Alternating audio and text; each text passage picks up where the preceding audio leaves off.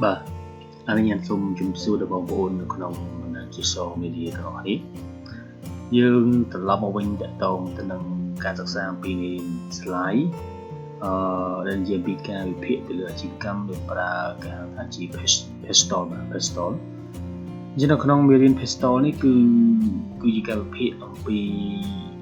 អ្វីទៅគឺជាការវិភាគអំពីអាជីវកម្មដែលយើងប្រើដល់ Pestle អសរពេញរបស់ Pestle នៅក្នុងមេរៀន slide ដែលយើងនិយាយអំពីតកតងទៅនឹង political economic social ហើយនឹងតកតង technology call legal ហើយនឹង environmental បាទអញ្ចឹងដូចសំណួរដែលយើងនិយាយហ្នឹងថាតើអ្វីទៅគឺជាការវិភាគអំពីអាជីវកម្មដោយការប្រើទៅហៅថាជាអក្សរកាត់ដែលហៅ Pestle នៅក្នុងការវិភាគទៅលើ Pestle វាគឺជាឧបករណ៍មួយដែលត្រូវបានគេប្រើដោយអ្នកធ្វើទីផ្សារដើម្បីវិភាគហើយនឹងតាមដានទៅលើ macro បរិស្ថាន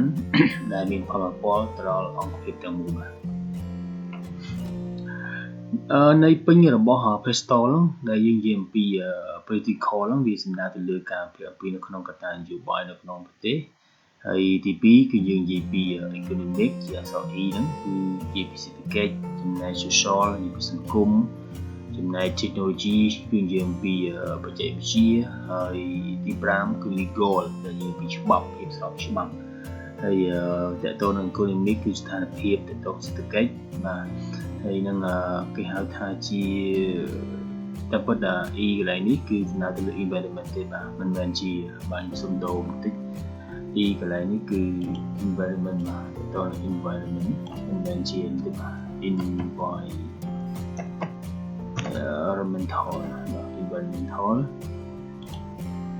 ហើយចំណែក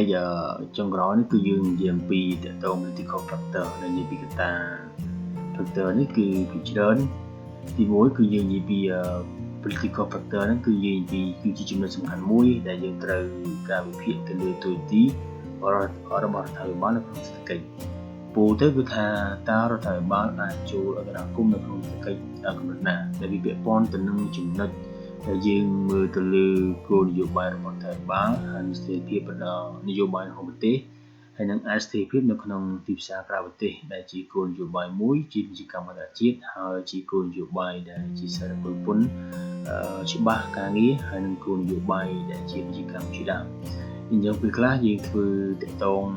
ទៅនឹងផ្នែកអាជីវកម្មក៏វាតកតងទៅនឹងកត្តានយោបាយដែរបើសិនជានៅក្នុងកត្តានយោបាយនៅក្នុងប្រទេសយើងវាអត់មានស្ថិរភាពការរកស៊ីបញ្ជាក៏វាពិបាកក្នុងការដូចយើងជាក់ស្ដែងយើងមើលតកតងទៅនឹងស្ថានភាពបច្ចុប្បន្នទៅលើ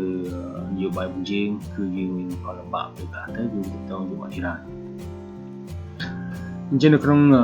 ចំណុចទី1នេះគឺស្ថាប័នអាជីវកម្មក៏ត្រូវតែមានវិធីការក៏ដូចជាផែនការសម្រាប់ការឆ្លើយតបទៅនឹងបញ្ហានាពេលបច្ចុប្បន្នហើយនឹងគិតទុកជាមុនហើយក៏ត្រូវតែកែតម្រូវទៅលើផែនការទីផ្សារដើម្បីស្របទៅតាមគោលនយោបាយរបស់រដ្ឋាភិបាលផងដែរកត្តាទី2នោះគឺជាគេហៅថាជា economic factors គឺជាធាតុផ្សំមួយដែលជាឥទ្ធិពលមកលើអាជីវកម្មហើយនិងការបង្កើតប្រាក់ចំណេញរបស់ស្ថាប័នឯកជនមួយកត្តាសំខាន់ដែលយើងដែលអាជីវកម្មត្រូវតែពិនិត្យមើលរួមមានទៅលើកំណើនសេដ្ឋកិច្ចអន្តរការប្រាក់អន្តរប្រវប្រាក់អតិផរណាហើយនិងកម្រិតប្រាក់ចំនួនរបស់ប្រជាពលរដ្ឋជាដើមដែលយើងក៏សិក្សាដែរទាក់ទងទៅនឹងកត្តាសេដ្ឋកិច្ចនៅក្នុងចំណុចទី2នេះគឺយើងអាចបែងចែកទៅជាពីរផ្នែកសំខាន់គឺកម្រិត macro ហើយនិងកម្រិត micro តែជាកម្រិត macro កម្រិត macro នេះគឺវាពាក់ព័ន្ធទៅនឹងការគ្រប់គ្រងដំណើរការទីផ្សារនៅសេដ្ឋកិច្ចប្រទេសទាំងមូលហើយវាសំដៅទៅដល់ចំណុចថ្នាក់ចំណុចការរបស់រដ្ឋាភិបាលទៅលើគោលនយោបាយកំណត់អត្រាការប្រាក់ហើយនិងគោលនយោបាយសារពើពន្ធដែលឬក៏យើងហៅទៅជាការចំណាយរបស់រដ្ឋាភិបាលជាដើមចំណែកមីក្រូវិញគឺវាសំដៅទៅលើកត្តាទាំងឡាយណាដែលនិយាយពីមនុស្សទៅលើការចំណាយប្រាក់ចំណូលហើយចំណុចមីក្រូនេះគឺមានឥទ្ធិពលខ្លាំងដល់ប្រភេទអាជីវកម្មប្រគុណឲ្យអតិជនចម្រុះផងដែរបាទនេះគឺយើងនិយាយពីម៉ាក្រូហើយនិងប្រព័ន្ធមីក្រូនៅក្នុងទី2ចំណែកកត្តាទី3គឺយើងនឹងវិភាគអំពីកត្តាសង្គមនៅក្នុងកត្តាសង្គមជាផ្នែកមួយដែលម្ចាស់អាជីវកម្មឬក៏ជាការវិភាគអាជីវកម្មដែលត្រូវតែគិតហើយនឹងមើលទៅលើកំណើនប្រជាជន ហើយប្រភេទអាយុជាជនកត្តាសុខភាពឥរិយាបថនៃប្រើប្រាស់និងកម្រិតនៃការអប់រំដែលយើងកត្តាវិទ្យាសាស្ត្រនៅក្នុងនេះគឺយើងនិយាយពីអាយុភេទសាសនាកម្រិតវប្បធម៌និងប្រាក់ចំណូលដែលវាជាកត្តាមួយដ៏សំខាន់ដែលយើងក្នុងការធ្វើទៅអាជីវកម្មរបស់យើងជួនកាលវាអាចជាទំនោរទៅលើវប្បធម៌ទម្លាប់ទៅលើការផ្លាស់ប្ដូររបៀបរស់នៅឬក៏ម្លាស់នៃការបដូរឥរិយាបថយើងក៏សិក្សាស្វែងយល់អំពីកត្តាសង្គមផងដែរចំណុចទី4យើងនិយាយអំពីផ្នែកកត្តាបច្ចេកវិទ្យាដែលកត្តាបច្ចេកវិទ្យានេះវាបានកំពុងតែដើរតួយ៉ាងសំខាន់បំផុតសម្រាប់អាជីវកម្មមួយហើយកត្តានេះមានឥទ្ធិពលផ្ទាល់មកលើការលក់ដូចជាការផ្សារចំណុចនេះគឺគេនឹងពិនិត្យមើលទៅលើ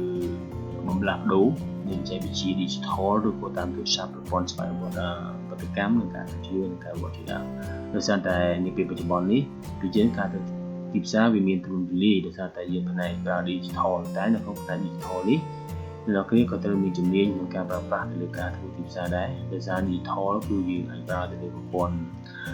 សិក្សាប្រព័ន្ធគេហៅថាបណ្ដាញសង្គមគឺមានច្រើនទៅលើ Facebook TikTok YouTube Telegram ហើយនិង Instagram ច្រើនដែលយើងអាចសិក្សាស្វែងយល់ថាតើប្រព័ន្ធបណ្ដាញសង្គមមួយណាដែលយើងអាចប្រើទៅគឺវាងាយស្រួលការបញ្ជូនព័ត៌មានហ្នឹងឬក៏ការផ្សព្វផ្សាយរបស់យើងហ្នឹងទៅដល់អតិថិជនអញ្ចឹងនៅក្នុងកត្តានេះគឺត្រូវបានគេពិនិត្យមួយទៅលើ3ផ្នែកទី1គឺរៀបរាប់វិធីថ្មីដើម្បីផលិតផលនិងការបង្កើតសេវាកម្មចំណុចទី2គឺការរៀបរាប់វិធីថ្មីដើម្បីចែកចាយផលិតផលសេវាកម្មចំណុចតែចុងក្រោយនេះគឺរៀបរាប់វិធីថ្មីដើម្បីទៅនាំទៅកាន់ទីផ្សារគោលដៅដែលយើងគិតដើម្បីនាំ brand របស់យើងនឹងទៅដល់អតិថិជនគោលដៅដើម្បីឲ្យគាត់ឃើញថា brand យើងនឹងគឺជាផលិតផលវាផ្ដោតទៅលើអីគេហើយវាមានប្រយោជន៍ខាងសម្រាប់ការប្រើប្រាស់អញ្ចឹងគឺជាចំណុចមួយដែលយើងត្រូវសិក្សាស្វែងយល់ទាក់ទងកត្តាសង្គមចំណុចទី4យើងនឹងវិភាគអំពីកត្តាបរិស្ថានកត្តានេះគឺសំខាន់ព្រោះតែវាពាក់ព័ន្ធទៅនឹងភាពកម្រនៃវត្ថុធាតុដើមរបស់បរិយាកាសឬក៏បរិស្ថានការបញ្ចេញជាតិកាបូនហើយនិងកត្តាសម្ពាធជាដើមដែលជាកត្តាក្រុមហ៊ុនត្រូវតែវិវត្តខ្លួនទៅជាក្រុមហ៊ុនមួយដែលមានការដោយក្រមសីលធម៌និងការលើកគោលការណ៍វិវត្តប្រកបដោយជីវភាពមានន័យថាគឺយើងការបង្កើតទៅលើក្រុមហ៊ុនកុំឲ្យប៉ះពាល់ដល់បរិស្ថាននៅក្នុងសង្គមព្រោះវាជាអាចជាហានិភ័យដែលធ្វើឲ្យអាជីវកម្មរបស់យើងតែឆ្លោះនៅក្នុងកត្តានេះគឺប្រទេសអភិវឌ្ឍអតិថិជនគ្រប់គ្រងក្រុមហ៊ុនដែលផលិតនៅផលិតផលឬក៏សេវាកម្មដែលគិតគូរទៅដល់បរិស្ថានដែលមានកម្មវិធីដើម្បីសង្គមដែលហៅថាជា corporate social responsibility to run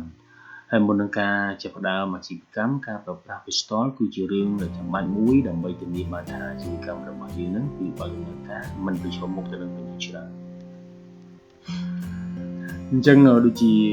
ចប់ហើយនៅក្នុងមេរៀននៃ slide គឺមានតែចំនួន5ចំណុចហ្នឹងដែលសំខាន់ហើយសម្រាប់អ្នកនរគ្នាអាចសិក្សាពីវាបាទអញ្ចឹងក៏ជាមេរៀនមួយដែលមិនជាគំនិតក្នុងការគេហៅថាជំនួយនៅក្នុងការសិក្សាអំពីទីផ្សារហើយសង្ឃឹមថាមេរៀនហ្នឹងក៏ជាជំនួយដល់អ្នកនរគ្នាហើយជួបគ្នាសម្រាប់វីដេអូក្រោយទៀត